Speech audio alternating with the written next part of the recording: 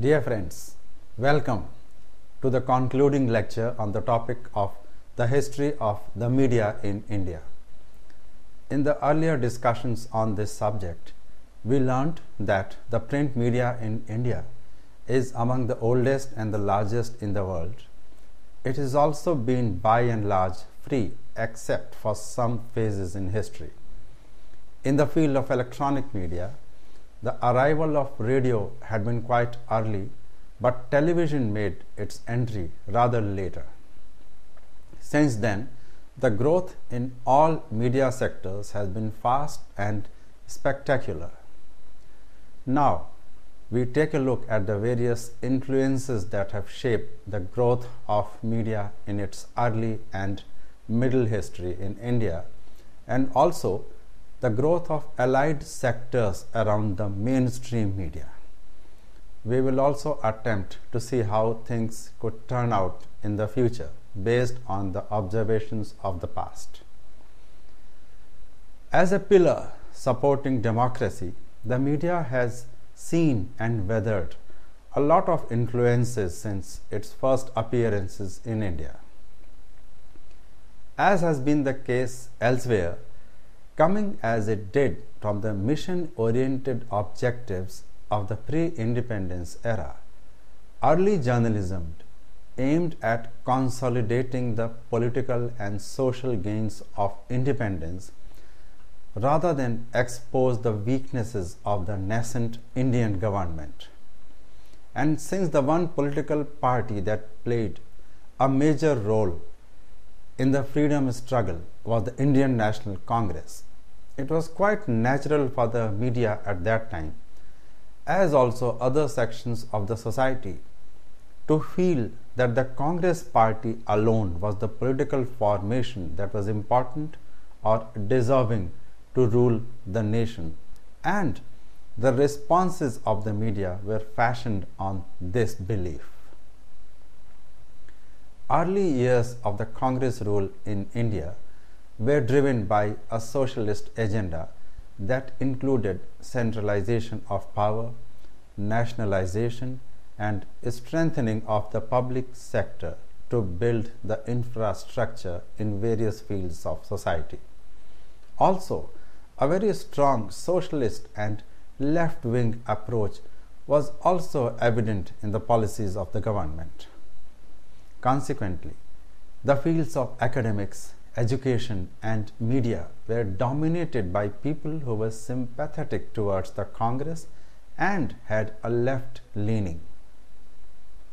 Most of the eminent journalists and editors of that time admired Mahatma Gandhi, believed that only a socialist setup was best for the newly independent nation, and thought that only the Congress was suited to deliver the goods. Needless to say, only left-leaning editors occupied senior positions, and all others found themselves marginalized in the scheme of things. In developments on internal and external fronts, the imprint of a heavily socialist agenda was evident. First, we shall take a look at India's external affairs and what had been the media's role in those decades. The then Prime Minister Jawaharlal Nehru wanted to walk a middle road, not too far from the communist bloc led by the then Soviet Union, and yet not too distant from the US-led capitalist bloc, since Nehru himself was a liberal at heart and mind. Thus emerged the policy of non-alignment, and Nehru was a founder of the non-aligned movement, or NAM as we called it, along with the then Premier Nasser of Egypt and Tito of Yugoslavia. The exigencies of domestic economic reform and development and the changing post-Cold War international environment also helped shape up this policy. At the time of independence in 1947, few Indians had any experience in making or conducting foreign policy. However, the Indian National Congress had established a small foreign department in 1925 to make overseas contacts and to publicize its freedom struggle. From the late 1920s onwards, Nehru, who had the most long-standing interest in world affairs among leaders of that time, formulated the Congress Party's stance on international issues, and as a member of the interim government in 1946, Nehru articulated India's approach to the world. During Nehru's tenure as Prime Minister of India 1947 to 1964, he achieved a domestic consensus on the definition of Indian national interests and foreign policy goals, and the media also reflected this consensus. Most major newspapers in all language of that period, be it the Hindustan Times, the Navbharat Times, the Times of India, the Statesman, the Hindu, etc., appeared to express agreement at the general direction of policy of the Nehru-led government. There was hardly any occasion or opportunity for a divergent opinion.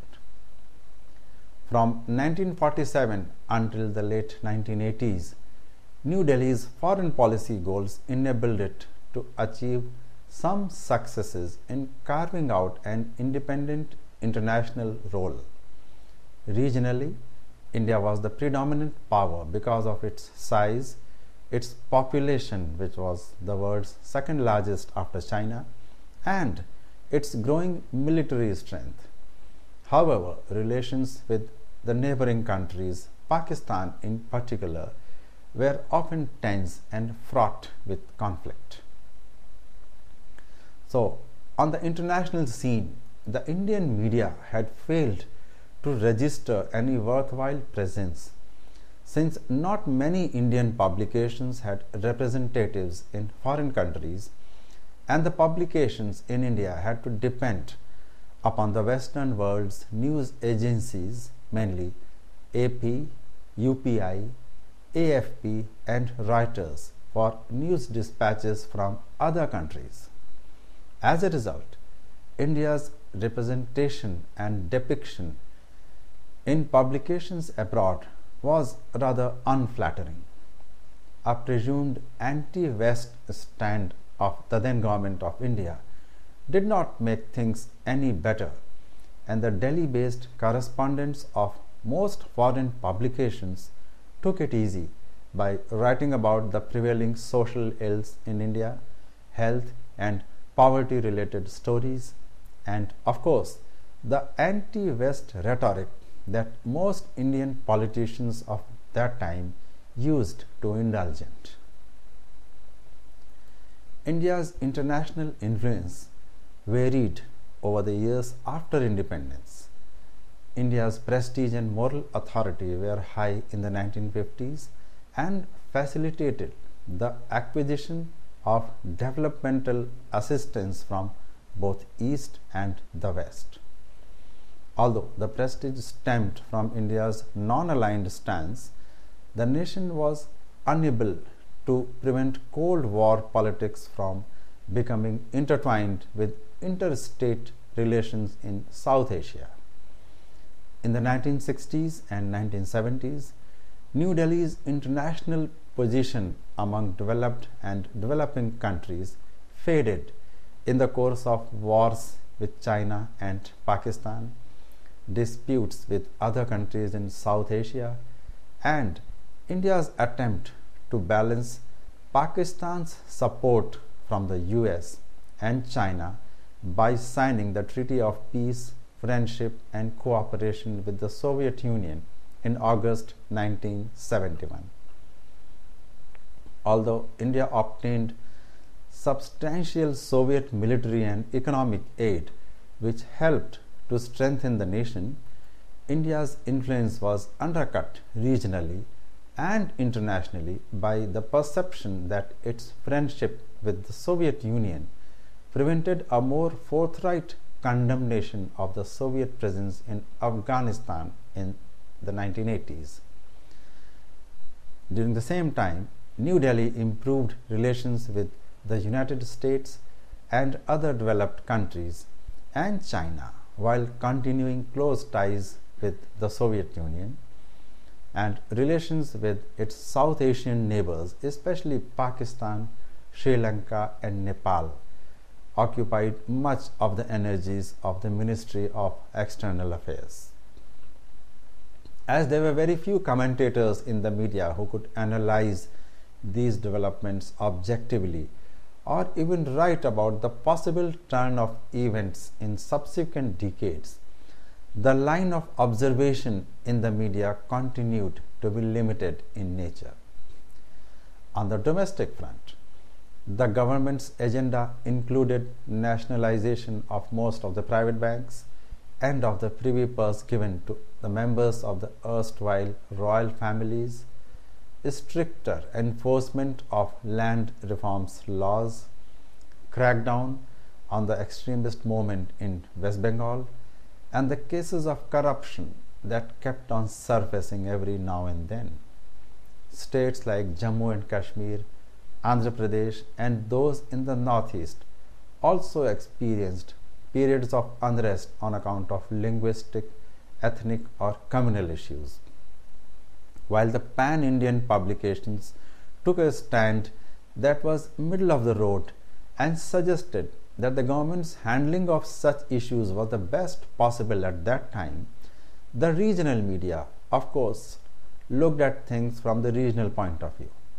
By this time, the larger sections of the media had evolved a stance that was pro-minority, pro-state, and pro-nationalization. And there was a general sense of satisfaction at what the government was doing.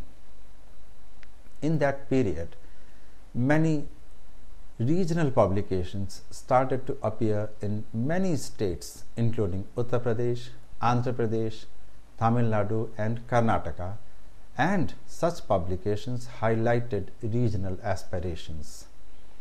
On a more ground level, the media in India had never been too keen to have prying eyes into the lives of politicians or people in public life. Unlike in the West, where every movement of people in public life is tracked by the media, in India, important people were given their privacy as a matter of right. It is debatable whether it was because of a general reverence towards political and other celebrities having played a role in the freedom struggle, or because the media persons themselves were too weak to have the courage to take important people head on. Lack of technology and resources could be another reason for this feeling on the part of the media. The importance of some political families also seems to have weighed on the media's functioning. For years, Jawaharlal Nehru and his family members were kept out of any critical references by the media. This is just one example. The media's lack of objectivity on certain occasions during this period has been the subject of debate, indicating that a section of the media continued to carry the baggage of protecting or promoting the interest of certain political personalities or parties. The attempt in later years of certain TV news channels to give the credit for some acts of the government to a particular political party can be cited as example. At the same time, it is often alleged in some quarters that the mainstream Indian media, meaning the large national newspapers and television channels, often try to promote the interests of certain communities and ignore the problem of others. This too can be said to have historical overtones, since in the days immediately after the partition, the media in India went that extra mile to inculcate a sense of security in the minority community to make their integration in the mainstream easy and smooth. This process was often termed as appeasement on the part of the media as well. The establishment of the Press Council of India with the passage of the Press Council Act after it was first set up in 1956 and abolished during the emergency was supposed to deal with such aberrations. That it did attempt to put things in perspective is evident from one example, that is, the severe strictures it passed against the Times of India in one particular year for asking its editor to protect the chairman of the company that published the Times of India, who was enmeshed in FERA or foreign exchange violation cases, by lobbying with political leaders and writing articles in his support.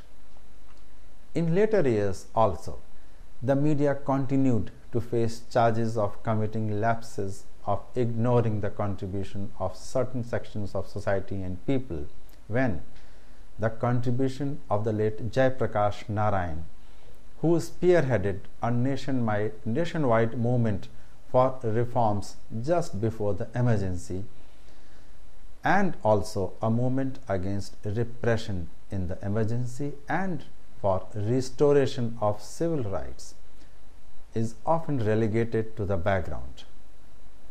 Similarly, the significant role of the former Prime Minister P.V. Narasimha Rao of the Congress Party, who ushered in an era of liberalization, is hardly ever mentioned by the mainstream media when stories of India being on the threshold of becoming a world power are written, simply because Rao did not belong to a political dynasty.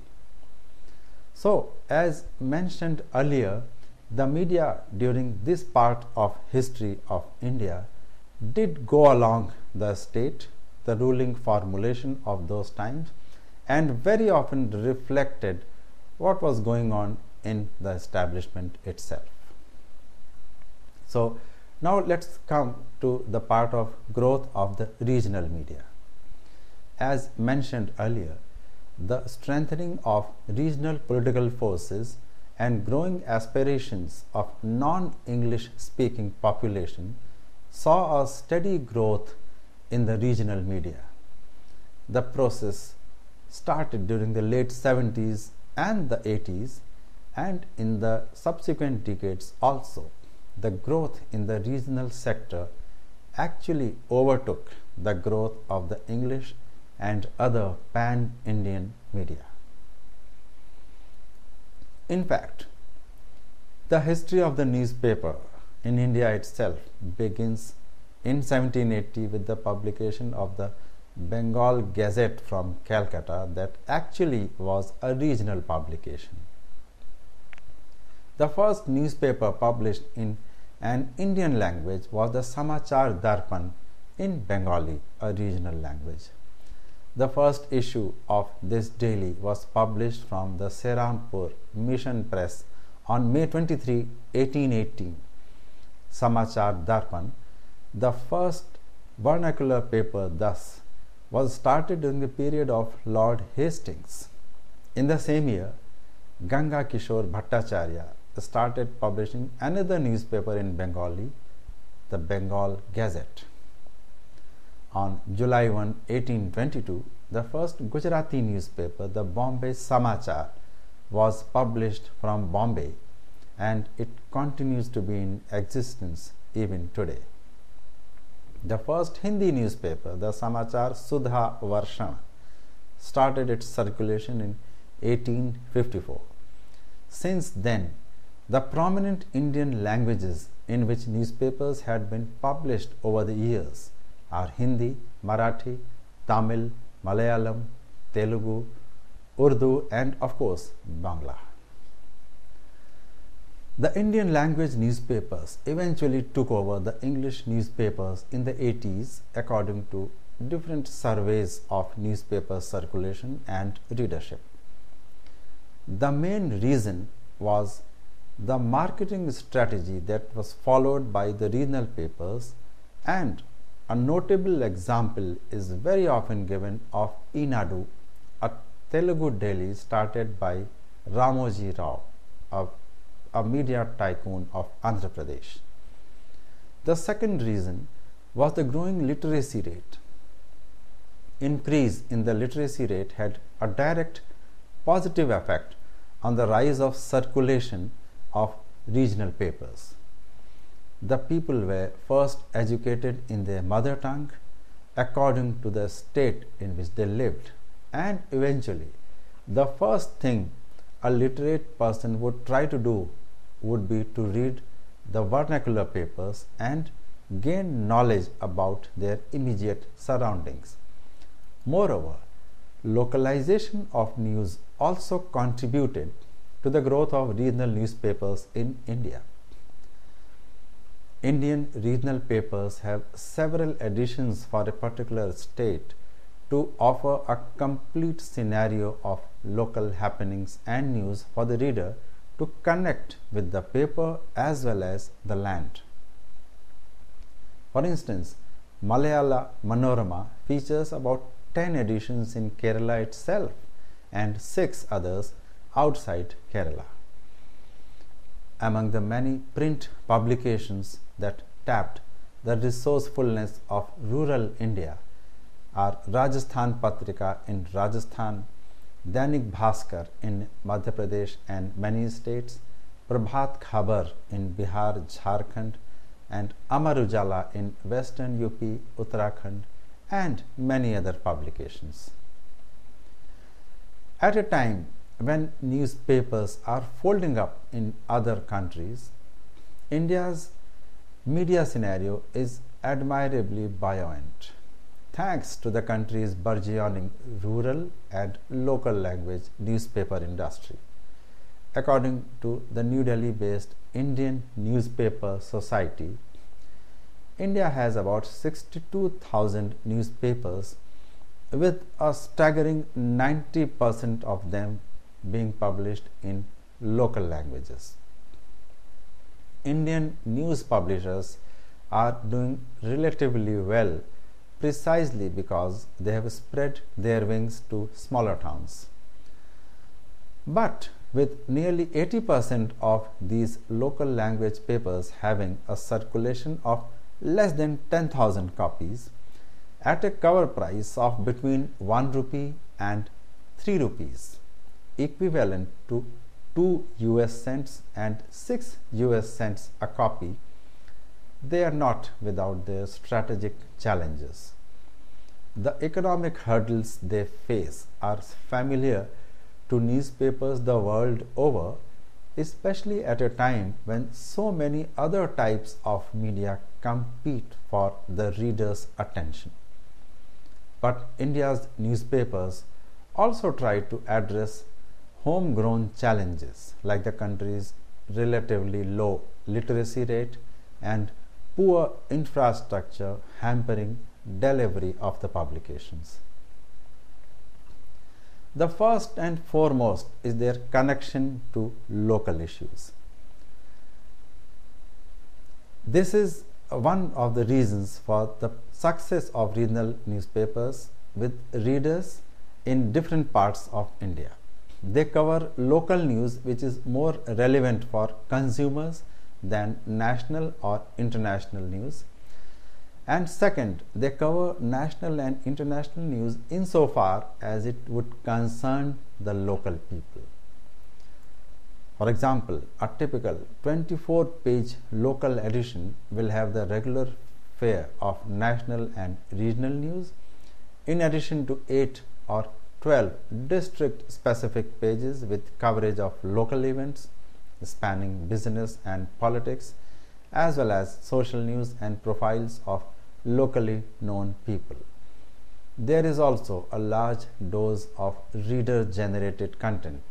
For example, in Inadu, alongside tips on animal husbandry provided by farmers in a weekly column, readers were invited during the state elections some years ago to write about their political opinions and grievances. The idea was to make people feel like it's their own newspaper and their involvement matters. There are also grassroots papers written and published by and for locals. A prominent example is Khabar Lahariya or News Waves, a weekly newspaper based in Chitrakoot, one of the poorest districts in central India. Written in Bundeli, the local language, the paper's all-female staff has forged a reputation for investigative journalism and support of grassroots causes since the paper was founded in 2002 by a New Delhi-based organization. With a readership of 35,000 in nearly 400 villages and a cover price of about 2 rupees, the paper's strength is its bold reporting on issues concerning certain underprivileged communities. But this is an exception to the rule. Most other local newspapers are owned by large parent companies, and media experts note that major newspaper groups, whether urban or rural, are launched thanks to the deep financial pockets of politicians and their supporters, very often businessmen with political ambitions. Some years ago in Andhra Pradesh, for example, the state's now deceased Chief Minister Y.S.R. Reddy started Sakshi, a paper for the hinterland of Andhra Pradesh. This paper now claims a circulation of about 12 lakh copies.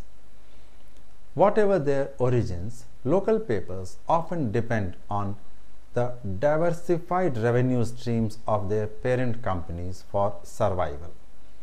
The media group that publishes Inadu, for example, also makes films and has a sprawling studio in the south of the country near Hyderabad. This studio is rented out to film producers in India and abroad. The media house that publishes Rajasthan Patrika sells outdoor advertising, mobile value-added services, and a directory listing service. Like their urban counterparts, local papers also rely on advertising revenues rather than subscriptions and newsstand sales to stay afloat. Working in their favor are the rising disposable incomes of consumers in India's villages, a phenomena that certainly is not lost on consumer goods companies hoping to increase the appeal of their products or services through advertisements adapted to local languages and cultures. In fact, these locally focused advertisements have helped rural newspapers weather the global economic downturn. According to the Audit Bureau of Circulation, a voluntary organization of publishers, advertisers, and advertising agencies, while circulation for most publications has remained static, the ad revenues have taken a beating as well. And as marketing budgets continued to be squeezed, advertisers started scrutinizing their spending in local language papers more closely than ever while hunting for more ways to reach consumers. An example in this regard is of Lokmat, a newspaper based in Nagpur in Maharashtra. This paper owed its success to having a community platform comprising women, youth, and children.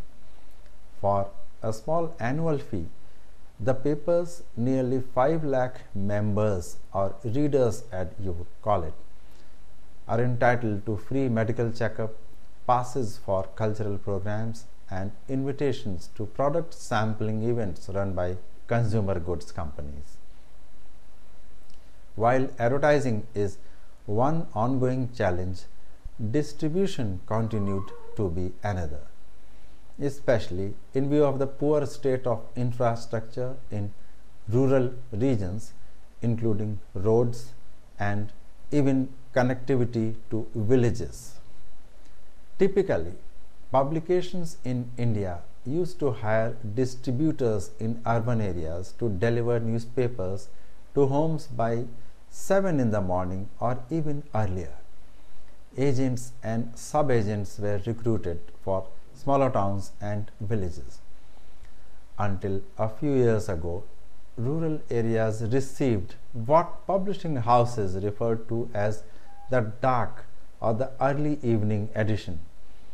Each day, these editions needed to be published earlier than the others' local city editions to accommodate the long hours necessary to transport them to the readers in far off places. But with the increasing presence of television and rising print competition, newspapers were forced to begin moving closer to their customers. One example of the past few years is the Dainik Bhaskar group in Bhopal in Madhya Pradesh. Its stable of publications includes 42 editions of Dainik Bhaskar, Business Bhaskar, and the Gujarati daily Divya Bhaskar. The group's language papers are now printed in 40 locations compared with 13 some years ago. The strategy has helped to shrink the average delivery time from 7 hours to 4 hours, and papers are now supplied within a 200-kilometer radius of where they are printed instead of the earlier 350 kilometers. The dark or the early edition is no longer considered an inferior paper. The group's flagship paper, the Dainik Bhaskar, is now having offices in every district of Madhya Pradesh and Rajasthan with a fleet of reporters. The expansion has had a major impact on its circulation, with nearly 35% of its total circulation having been sold outside the major cities. Growth in key Hindi-speaking states and rising literacy are expected to give further impetus to the readership base, advertisement, and circulation revenues for the regional newspaper industry. Since Hindi and other vernacular dailies are perceived to be more local friendly as compared to their English counterparts, regional advertising is growing at a relatively faster pace in the Hindi belt. Readership and circulation is directly correlated with literacy levels that have increased from about 62.5% in 2002 to over 73% in 2007. With nearly 69% of the Indian population being rural, readership of newspapers is expected to increase further with increase in literacy levels. Due to enhanced aspirations and increased purchasing power, the Tier 2 and Tier 3 city and rural consumers have also become a target group of the marketeers. With that, advertisers have realized the need for local campaigns, and hence media planners are finding that the regional media is an attractive option to reach local consumers. Even though 70% of India's newspaper reading households reside in rural India, marketeers advertisers and consequently media players have traditionally focused on urban areas. The perception was that although in absolute numbers rural India might be ahead of urban India, most of the consuming power was still concentrated in urban India. This paradigm has gradually changed, and not without good reason.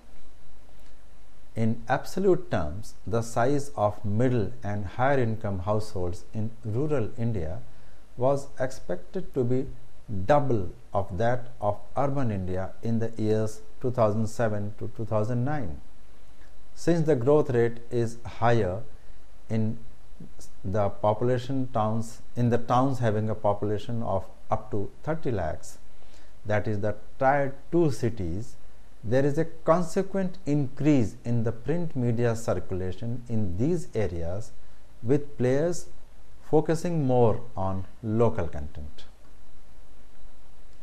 Despite the significant consumption potential of smaller towns and rural areas, the reach of the media continued to be relatively lower in the smaller category of towns and cities, while larger cities had started to become saturated in terms of media reach. Hence, the small towns in later years started offering better potential for growth in media consumption. This demand had been slowly fulfilled by locally relevant and easy to reach regional papers. But the biggest challenge confronting such local and regional papers, that is illiteracy, still looms large. While it is argued in some quarters that local publications do contribute to increase literacy in the local language, many people do not agree to this contention. Editions in local languages do not necessarily mean that the papers are touching rural households. It doesn't even mean that literacy rates in far off areas is improving any further.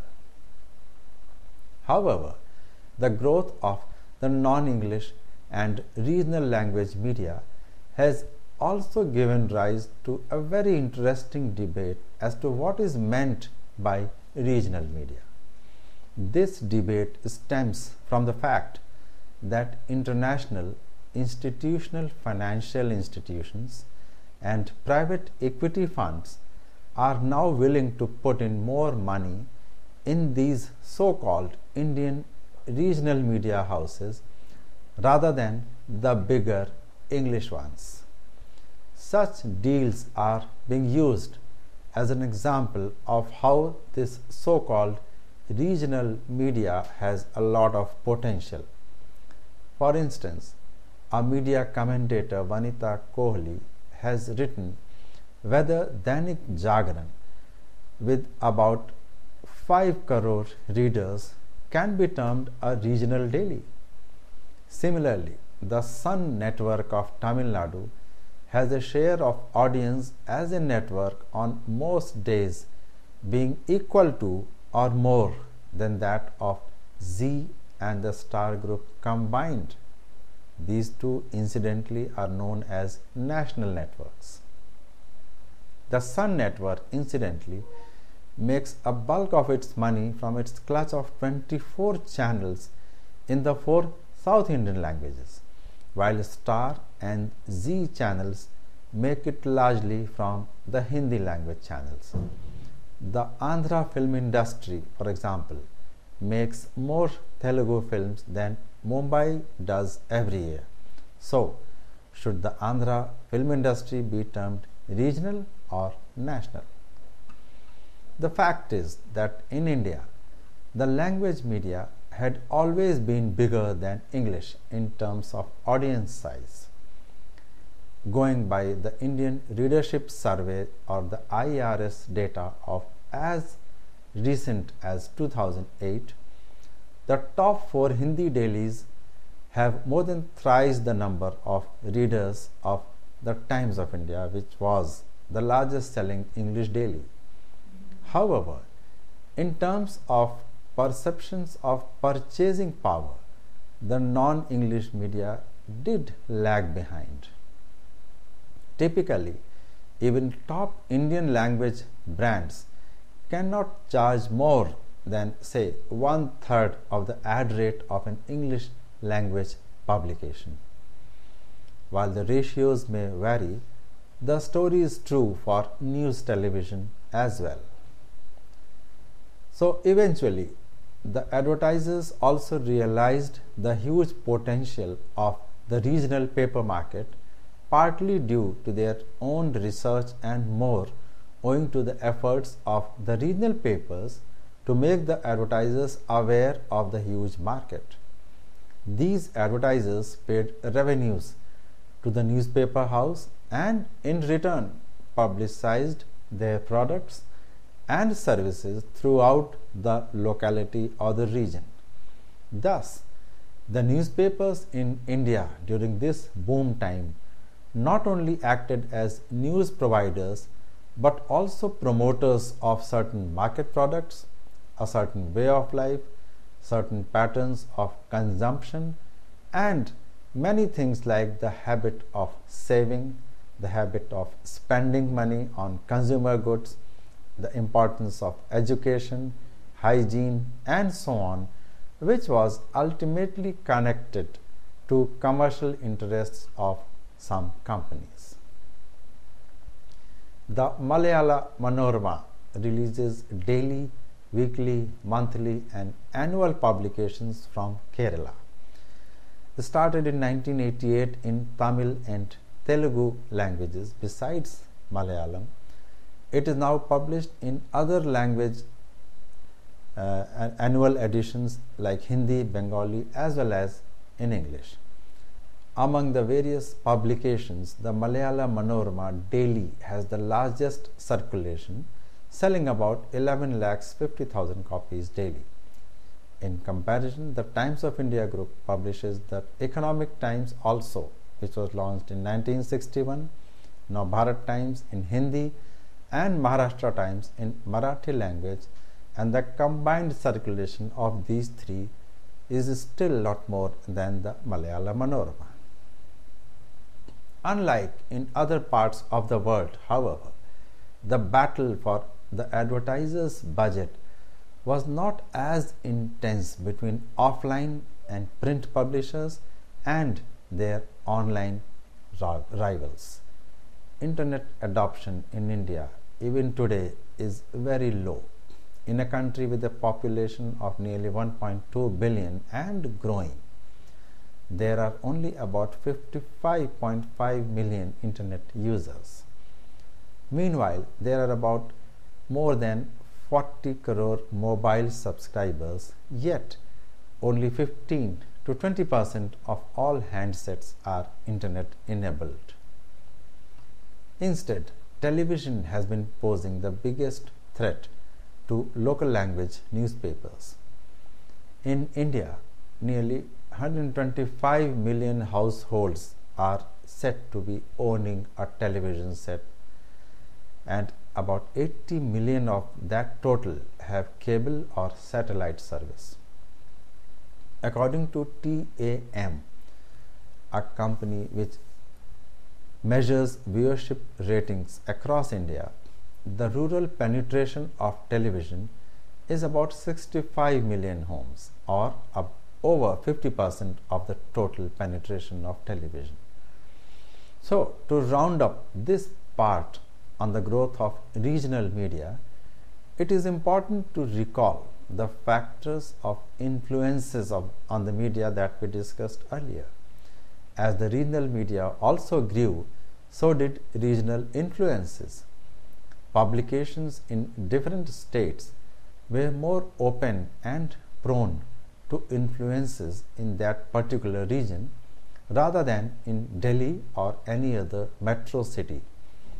This trend was also bolstered by the fact that most of the regional publications had been supported or promoted by regional or state politicians. So, Now we move on to the changes in the Indian media related to form and shape during recent history. Print publications in the pre-independence era were rather traditional in appearance, having limited kinds of typefaces, designs and formats. Things actually started changing only in the late 70s and early 80s when computers made their appearance in India.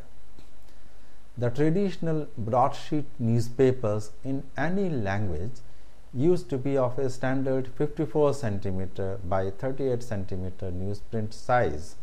In fact, the size of the newspapers was dependent on the size of the newsprint, which was mostly imported, and it came in this particular size.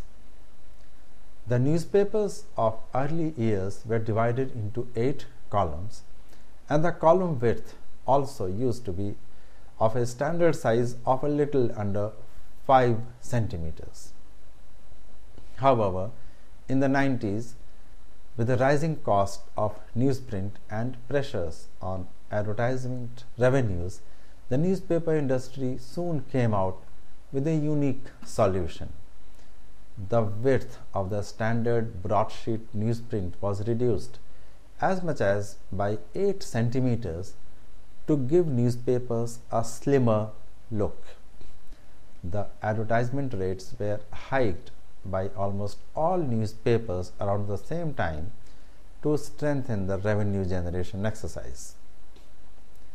This was also the time when most newspapers went in for major design changes in their appearance, the choice of typefaces, and so on. A design revolution is said to have transformed newspaper front pages in the past 20 years. This revolution toppled the traditional makeup, replacing it with modern layout.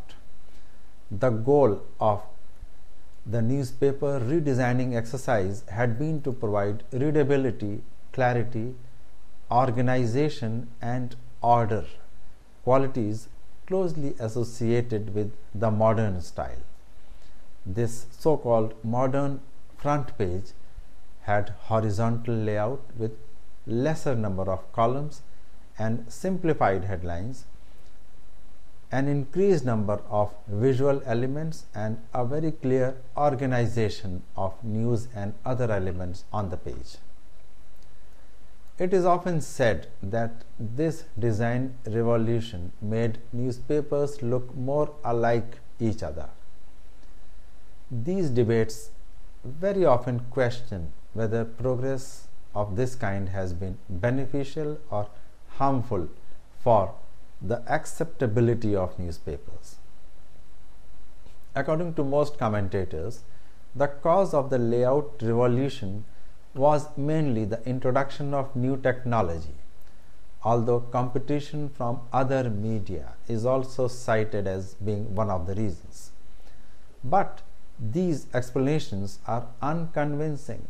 Newspapers have been notoriously low and slow to adopt new technologies. They have not rushed into pagination. They are one of the last commercial holdouts of letterpress printing, and initial years they resisted using photographs. Historically, the pattern has been that newspapers gradually adjust to the push by some, very often younger staffers, for new techniques, and it's not that the new techniques invade and transform any newspaper. Likewise, newspapers had been slow to respond to competition from the visual media. Magazines and specialty newspapers began using photographs long before they were common in the daily press.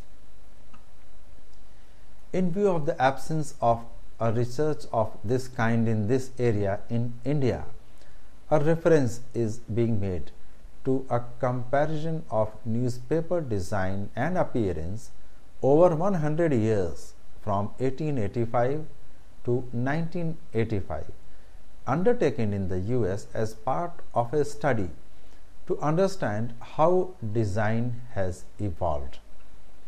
It included examination of the formal properties of each item on each page, such as the number of reports or stories, illustrations, advertisements, columns, lines per page, and words per line, the styles of headline typography, column rules, and column width, whether uniform or non-uniform.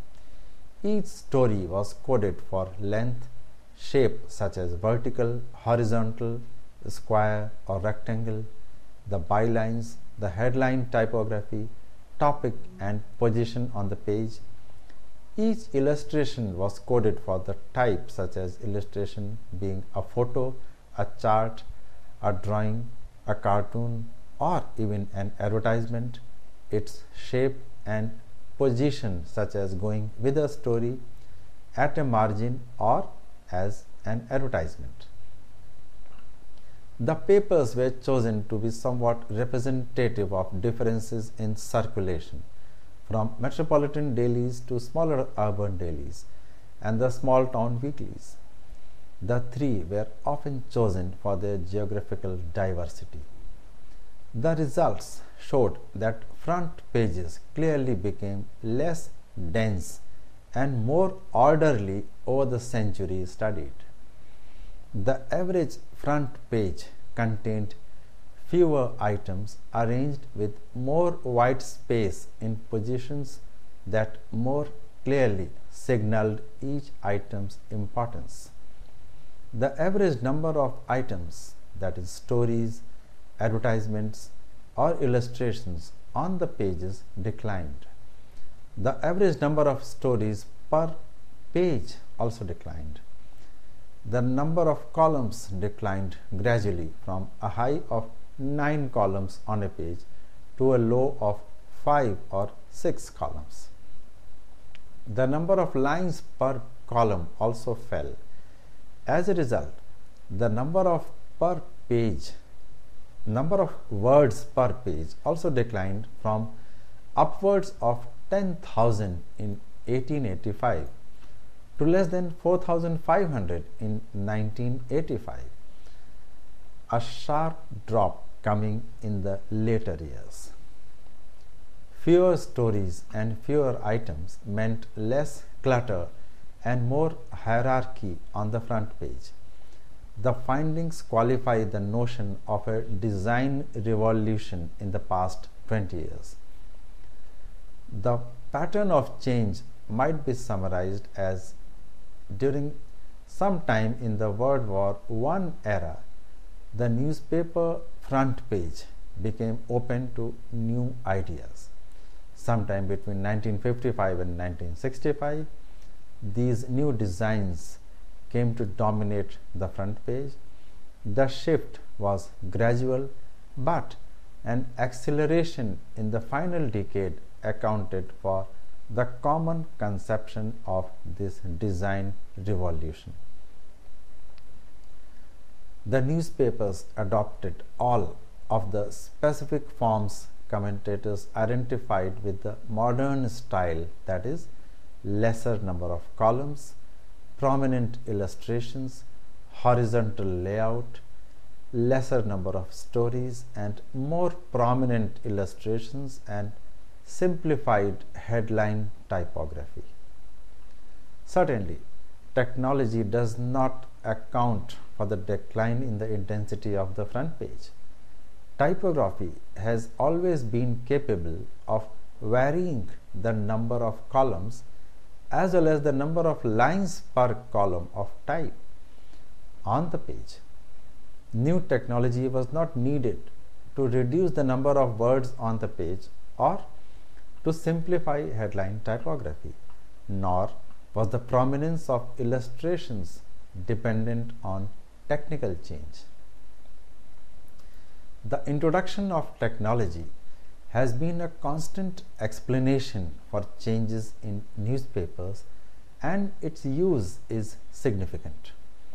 Newspaper publishers have resisted change But by invoking technology, editors and designers have made change seem inevitable. Technology has been an important element in the background, but not the cause of newspaper design changes. This study is significant because it challenges the conventional wisdom of newspaper design research. By considering a sample in detail over a full century, it suggests the broader trends of the front page. During the century, the newspapers in the study shifted from the complexity of the Victorian era to the simplicity of modernism. The front pages became more orderly.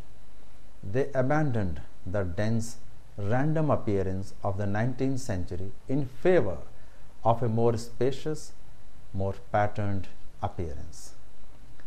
Newspapers were published during this period in all shapes and sizes, but it was still not clear as to what constituted a successful design. A definition of success is that a design is functional for the newspaper staff, it reflects the content and nature of the newspaper, and it was appreciated even though subconsciously by the readers. That definition comes from the company of media designers, which is famous worldwide, mentioned in a report from a project of the World Association of Newspapers titled Shaping Future of a Newspaper. The report examines new compact editions, the front page revolution, and other format and design changes, both editorially and in advertising, that have been occurring all over the world in the past 2 or 3 decades. It is believed that the newspaper of the future will be more direct and visually focused, with lesser number of unnecessary elements to distract the reader. Newspapers will be less inclined to follow web trends as they come to accept their role as a complementary media alongside the internet. They will see the need to present themselves as a distinctive information outlet to the web because they cannot compete with the web in terms of immediacy.